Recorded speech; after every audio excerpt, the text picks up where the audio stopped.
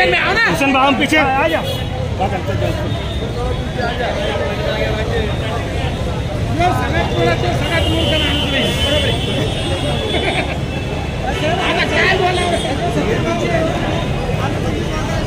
नहीं नहीं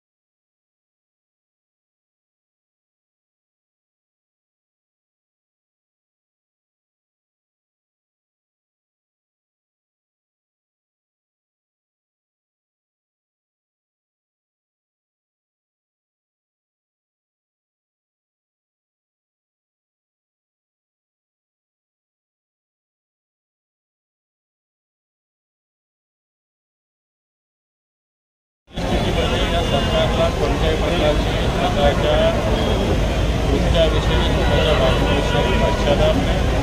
हे सरकार काळ्याबायाचं सरकार आहे, काळे कारनामे सरकार झाले, काळ्या घटना बघून घटना आणि म्हणून आम्ही आज इथं निषेध करतो।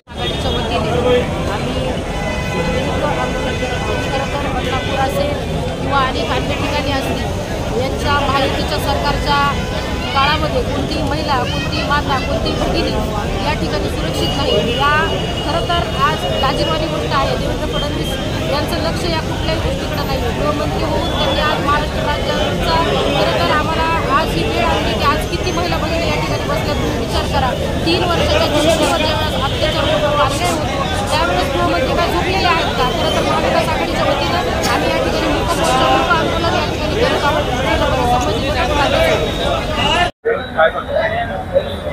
ज्या प्रकारे महाराष्ट्रामध्ये महिलांवरच नाही तर त्या लाडक्या बहिणीच्या मुलीवर देखील आज या बदलापूरमध्ये शाळेमध्ये ज्या ठिकाणी काय सुरक्षा नसावी, सीसीटीव्ही सर्व्हिलन्स देखील त्या ठिकाणी अवेलेबल असतं आणि अशा पश्चातमध्ये एका लहान मुलींवर लैंगिक अत्याचार होतो. त्याच्या निषेधात आज आम्ही खरं तर भारत बंद ठेवलं होतं महाविकास आघाडीच्या वतीने, पण कायद्याच्या अंतर्गत आम्ही कायद्याचा मान ठेवून आज आम्ही कुणाची कामं डुबले नाही पाहिजे म्हणून आज आम्ही या ठिकाणी मूक आंदोलन या ठिकाणी केलेलं आहे. तुम्ही एकीकडे बघत असाल की भाजप ही ढोंगी सरकार, ही भाजप सरकार जी तानाशाही सरकार आहे, RSSच्या विचारामध्ये मुरलेली ही सरकार जी आहे, ही सरकार कुठेतरी या महाराष्ट्राच्या जनतेला आणि महाराष्ट्राच्या लाडके बहिणीला दाबवण्याचा प्रयत्न करते, विकत घेण्याचा प्रयत्न करते.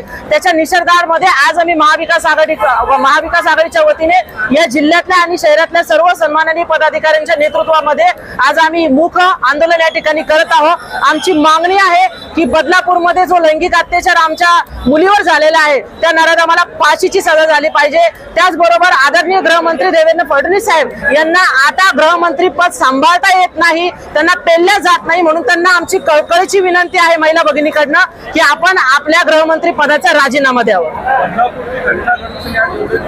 संपूर्ण महाराष्ट्रात रस्त्यावर आहे पण भाजप आज निषेधासाठी पुढे आली आहे. तेच मला सांगायचंय की आज आवर्जून भाजप आली. इतके दिवस भाजप झोपली होती का? कारण यांच्या नेतृत्वामध्ये असे अन्याय अत्याचार होते आणि महाविकास आघाडी आज जनतेचा कौल हा महाविकास आघाडीकडे आहे. महाविकास आघाडी आज या महाराष्ट्राच्या लाडक्या बहिणीचा खरा अर्थाने विचार करते आणि त्या लाडक्या बहिणींच्या मुलीसाठी आज रस्त्यावर महाविकास आघाडी उतरलेली आहे.